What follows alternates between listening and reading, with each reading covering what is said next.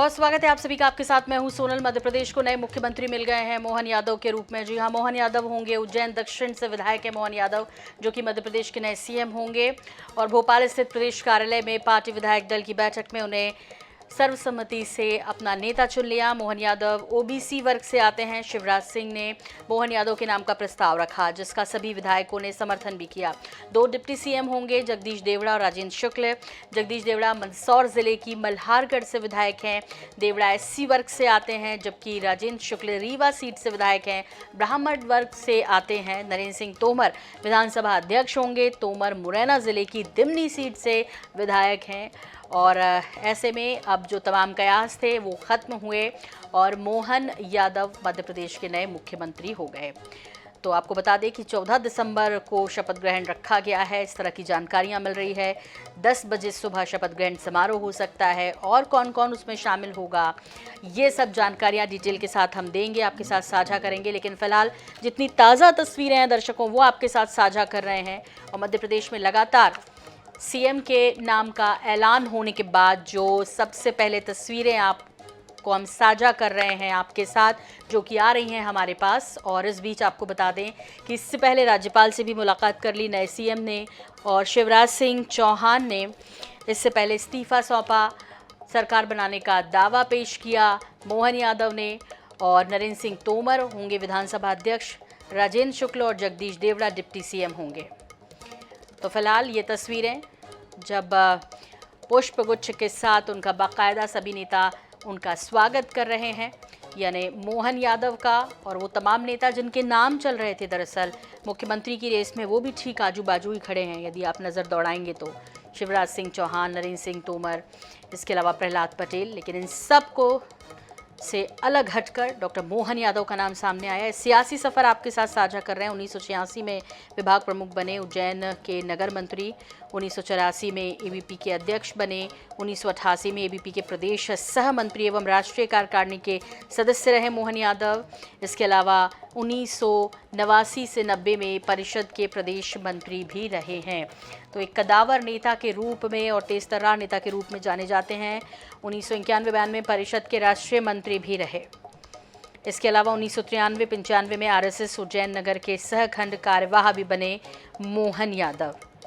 तो किस तरह का अनुभव है, कितना लंबा अनुभव है, चाहे बीजेपी हो, चाहे आरएसएस हो, चाहे एबीपी हो, इन सभी का इनको अनुभव है। और 1997 में भाजपा में प्रदेश कार्य समिति के सदस्य बने फिर मोहन यादव। 1998 में पश्चिम रेलवे बोर्ड की सलाहकार समिति के सदस्य रहे मोहन। इसके अलावा 1999 में भाजपा के उज्जैन संभाग प्रभारी बना दिए गए। और जिस तरह से निष्ठा अपनी पार्टी की तरफ दिखाते रहे मोहन यादव, उसका उनको समय समय पर इनाम भी मिलता रहा। 2000 से 2003 में भाजपा के नगर जिला महामंत्री रहे, यानी छात्र संघ राजनीति से उठकर मुख्यमंत्री तक का सफ़र, यानी कई तरह के अनुभव मोहन यादव के पास हैं। और प्रधानमंत्री नरेंद्र मोदी और गृह मंत्री अमित शाह के काफ़ी करीबी भी माने जाते हैं, आरएसएस के करीबी कहे जाते हैं मोहन यादव। इसके अलावा 2004-2010 में उज्जैन विकास प्राधिकरण के अध्यक्ष यानी राज्य मंत्री का दर्जा प्राप्त वे रहे। इसके अलावा 2008 से भारत स्काउट एंड गाइड के जिला अध्यक्ष भी रहे मोहन यादव। तो ये सियासी सफ़र आपके साथ साझा कर रहे हैं नए सीएम का।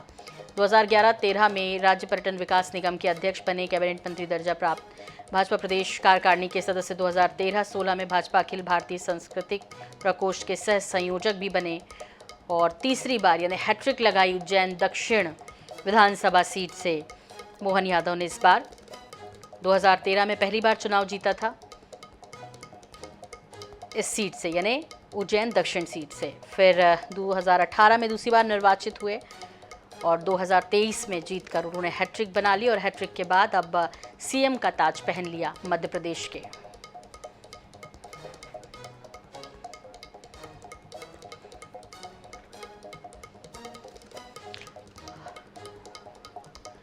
और इस बीच अब राजधानी भोपाल का रुख कर लेते हैं। सभी की नज़रें इस वक्त राजधानी भोपाल की तरफ ही हैं।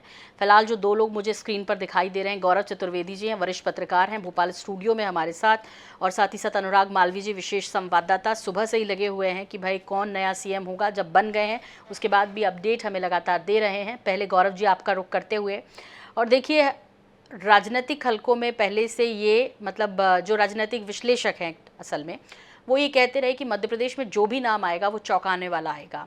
तो गौरव जी को मोहन यादव का नाम कितना चौंका रहा है? नहीं, वाकई में नाम तो चौंकाने वाला है, लेकिन पिछले बार की अगर हम बात करें, लगभग 1.5-2 साल पहले भी मोहन यादव का नाम सामने आता रहा कि मुख्यमंत्री जब हटाए जा रहे थे या हटाए जाने की प्रक्रिया चल रही थी, बात चल रही थी पार्टी के अंदर, उस समय ये बात हुई थी कि मोहन यादव को बना दिया जाए। लेकिन वर्तमान राजनीतिक परिस्थितियों में जिस तरीके से ये निर्णय हुआ है बहुत ही चौंकाने वाला है, और इसलिए भी है कि अब मुझे लगता है कि मध्य प्रदेश में भारतीय जनता पार्टी की जो सेकेंड लाइन खत्म हो रही थी, अब उसको खड़ा करने का काम अब शुरू होगा। लोकसभा चुनाव सामने हैं और पूरी टीम को, जो नाम मुख्यमंत्री पद की दावेदारी में थे, जो नाम संगठन में प्रमुख भूमिका में है, उन्हें अब समन्वय के साथ काम करना होगा। और इस नाम के साथ दिल्ली ने जो संदेश दिया है कि आपको पार्टी लाइन पर ही चलना होगा, अगर आप समर्पण भाव से काम करेंगे तो आपको कभी भी पुरस्कार मिल सकता है। और मध्य प्रदेश इस मामले में इसलिए ज़्यादा बेहतर माना जाता है क्योंकि मध्य प्रदेश का जो भाजपा कार्यकर्ता है वो देव दुर्लभ कार्यकर्ताओं की श्रेणी में आता है, और इस लिहाज से देखा जाए तो ये उन कार्यकर्ताओं का सम्मान है। जी बिल्कुल। और जैसे मोहन यादव ने भी कहा कि भाई एक छोटे से कार्यकर्ता को जिम्मेदारी दी है, तो अब मैं मोदी जी के जो सपने उनको पूरा करके बताऊंगा। अनुराग का एक बार रुक कर लेते हैं गौरव जी और उनसे समझ लेते हैं। मुझे लगता है कि जो उनके पीछे की तस्वीर में देख पा रही हूँ, सीएम हाउस के बाहर है शायद वो। अनुराग, क्या कुछ अपडेट आपके पास?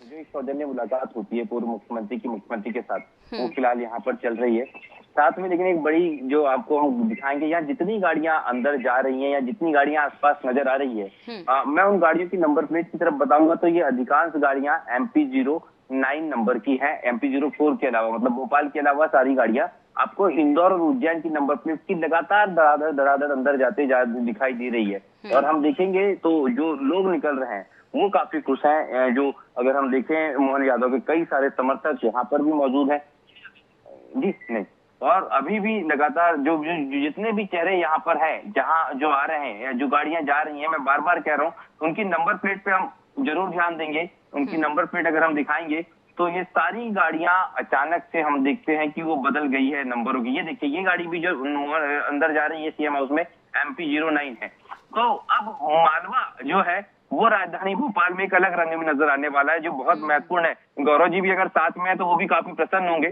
क्योंकि मालवा को बड़ा प्रतिनिधित्व मिल गया है, लंबे समय से इंतजार था। लेकिन बड़ी बात यह है, जो फिलहाल का बड़ा अपडेट है, नए मुख्यमंत्री अब सीएम हाउस में पहुंच गए हैं। सोनल जी जी बिल्कुल। और सीएम हाउस में वो नए सीएम के रूप में जाहिर तौर पे पहुंचे हैं, पूर्व मुख्यमंत्री से मुलाकात भी कर रहे हैं जैसे आपने कहा। और जाहिर तौर पे गाड़ियों के नंबर क्यों ना बदले, या नंबर प्लेट में जो 09 आप कह रहे हैं वो क्यों ना दिखे। अब तो गाड़ी में सवार होने वाले बदल गए, उस सीएम हाउस में बैठने वाले बदल गए, और सारी तस्वीर ही बदल गई। गौरव चतुर्वेदी जी लगातार हमारे साथ जुड़े हैं, पर वो ये कह रहे हैं लगातार कि बीजेपी कुछ भी कर सकती है, कभी भी कर सकती है, इसलिए एक संदेश देने की कोशिश की है मोहन यादव जी को नए सीएम बनाकर।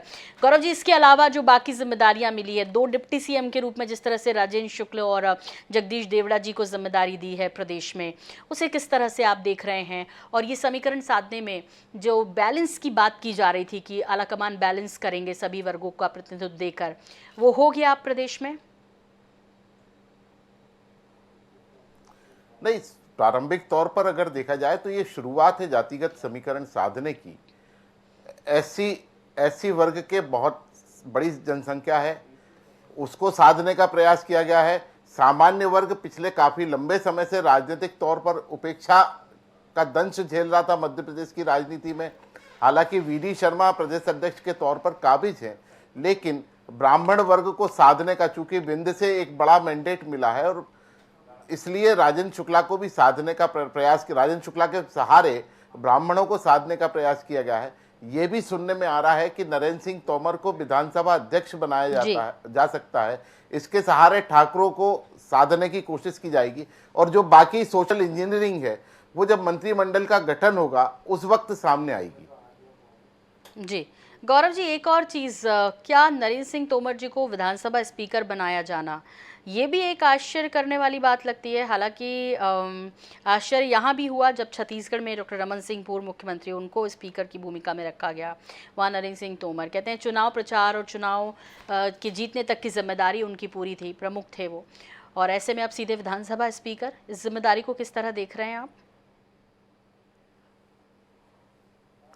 नहीं, देखिए, अगर मुख्यमंत्री पद की रेस में देखा जाए तो शिवराज सिंह चौहान, नरेंद्र सिंह तोमर, कैलाश विजयवर्गीय जैसे कद्दावर नाम थे। ऐसी परिस्थिति में इन नामों को साधने के लिए इन्हें पुरस्कृत करना कहीं ना कहीं बहुत जरूरी है, क्योंकि शिवराज सिंह चौहान के कारण ये जीत एक मिली थी, कैलाश विजयवर्गीय के कारण मालवा में मिली, नरेंद्र सिंह तोमर ने चंबल में जो काम किया, तो नरेंद्र सिंह तोमर को वरिष्ठता के नाते, चूंकि उनका कद जिस तरीके का है, वो सबको साधने की कोशिश लेकर संगठन चलाते आए हैं। 3 बार 4 बार उन्होंने चलाया है, इसीलिए उन्हें विधानसभा अध्यक्ष का पद दिया है, क्योंकि वो या तो मुख्यमंत्री के पद के लिए उचित व्यक्ति थे या उससे बड़ा एक पद अगर कोई समकक्ष पद माना जाए तो वो विधानसभा अध्यक्ष का होता है। जी बिल्कुल। गौरव जी, एक चीज़ और आपसे समझनी है कि अब जो बड़े जो सांसद थे और साथ ही साथ केंद्रीय मंत्री रहे, वहाँ से इस्तीफा देने के बाद वो विधायक बने, अब उनको मंत्री पद दिया जाएगा मंत्रिमंडल में, ऐसे ही समझा जाए तो ये उनके लिए इनाम होगा या क्या होगा उनके लिए? क्योंकि पहले तो वो केंद्र में थे, अब वो राज्य में होंगे। देखिए, अगर हम महाराष्ट्र की बात करें, महाराष्ट्र में जब सरकार बनाने के लिए शिवसेना के धड़े ने भाजपा को समर्थन देकर सरकार बनाया तो मुख्यमंत्री उन्होंने शिवसेना का बनाया, एकनाथ शिंदे को बना। अब उस जगह पर देवेंद्र फडणवीस एक बहुत बड़ा चेहरा थे मुख्यमंत्री के तौर पर, चूंकि भाजपा के काम कर चुके थे, लेकिन उन्होंने पार्टी लाइन को मानते हुए उप मुख्यमंत्री पद पर संतोष किया। लेकिन मध्य प्रदेश की राजनीतिक परिस्थिति और महाराष्ट्र की राजनीतिक परिस्थिति दोनों में फर्क है। लेकिन साथ ही साथ एक बात और मैंने कही थी कि मध्य प्रदेश का जो कार्यकर्ता है वो देवदुर्लभ कार्यकर्ता है और पार्टी लाइन पर समर्पण भाव के साथ काम करता है। अब ऐसी परिस्थिति में देखना है कि जो कद्दावर चेहरे रहे हैं मुख्यमंत्री पद के दावेदारी कर रहे थे, जो मोहन यादव से भी बहुत ज़्यादा सीनियर हैं, क्या वो अंडर में काम करेंगे या केंद्रीय संगठन उन्हें कहीं और जगह उचित जवाबदारी देगा। लेकिन ये तय होगा जो केंद्रीय आला कमान है उसके अमित शाह, नरेंद्र मोदी और जेपी नड्डा के बीच में। तो अब वो क्या भूमिका इन्हें देते हैं और वो उस भूमिका को कैसे स्वीकार करते हैं, ये भी देखना बड़ा दिलचस्प रहेगा। जी बिल्कुल, तो अभी दिलचस्पी बरकरार रहेगी। गौरव जी, एक बार फिर से रुक कर लेते हैं हमारे विशेष संवाददाता अनुराग मालवीय का। अनुराग, कोई अपडेट आपके पास? हालांकि दूसरी तरफ तस्वीरें भी हम दिखा रहे हैं जहां मोहन यादव के घर की तस्वीरें हैं, पूरे परिवार में खुशियां जैसे इस वक्त जो है दिवाली मनाई जा रही हो, दूसरी तरफ आतिशबाजी चल रही है और आतिशबाजी की जा रही है आसमान में, वो तस्वीरें भी यहाँ पर साफ दिखाई दे रही है। खुशी का माहौल, नए सीएम मिल गए। अनुराग के पास क्या कुछ जानकारी है इस वक्त?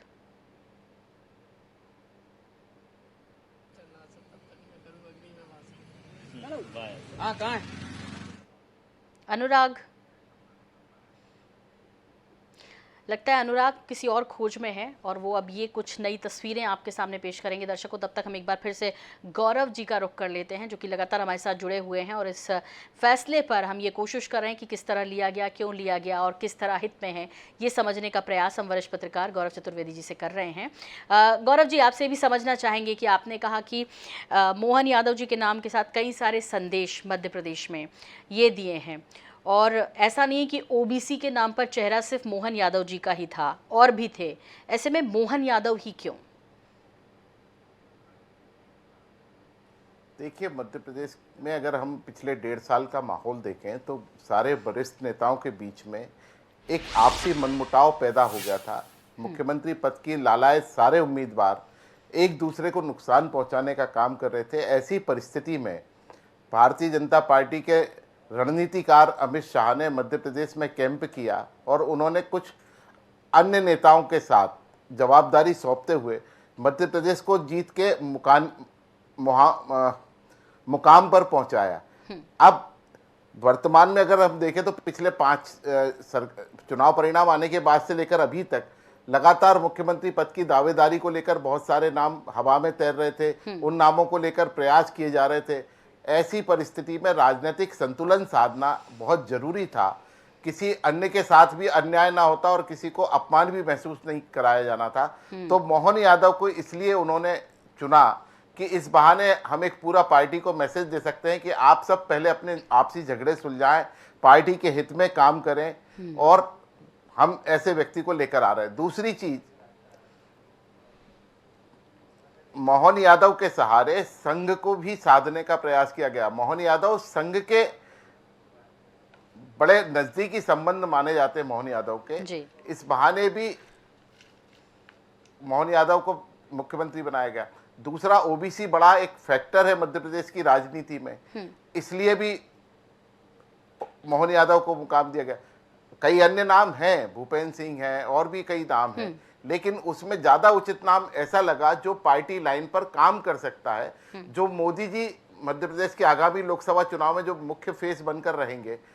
तो लो प्रोफाइल फेस भी मोहन यादव का था। ऐसी परिस्थिति में मोदी का चेहरा अब प्रोजेक्ट किया जाएगा मध्य प्रदेश में और लोकसभा चुनाव तक इसको आगे बढ़ाया जाएगा। जी, नरेंद्र मोदी जी के और अमित शाह जी के काफ़ी करीबी भी माने जाते हैं गौरव जी, मोहन यादव, और ऐसे में जाहिर तौर पर कि 2024 सामने है और हम 2024 के मुहाने पर, तो वाकई में मोहन यादव को कमान देने के बाद अब किस तरह की राजनीति होगी प्रदेश में। थोड़ा मोहन यादव जी पर बात करते हैं।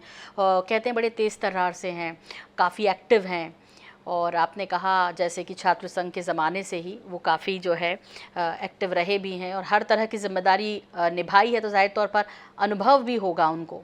उच्च शिक्षा मंत्री भी रहे शिवराज कैबिनेट में।